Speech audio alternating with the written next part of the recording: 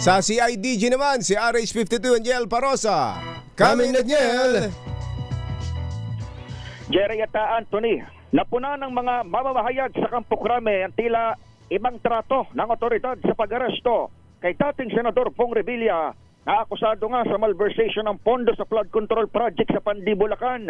Kahit kasi sinabi na walang special treatment, kapansin-pansin, wala pa rin lumalabas na official photo mula sa PNP CIDG. Kaugnay mula pa lamang ng booking procedures, maging mugshot nitong dating senador.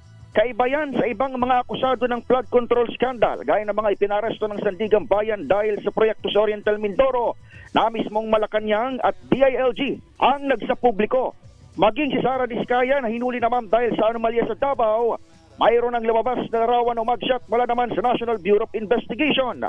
Kapag tinanong ang Public Information Office sa PNP, kanilang inginuuso ipinapasa ang issue sa liderato ng CIDG na wala pa ring paliwanag sa ngayon. Nakarating na rin ito kay Acting PNP Chief Police Lieutenant General Jose Melencio Nartatis Jr. at nangakong gagawa ng aksyon kaugnay ng nabanggit na reklamo sa unit.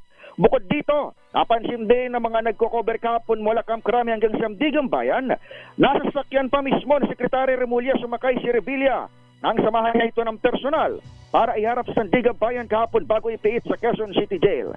Nauna lang iginiip ng kalihim sa ating tanong na wala namang request o kondisyon sa kanya ang tinawag na long-time friend ng kanyang payuhang itong sumuko sa Campo Crame kamakalawa ng gabi.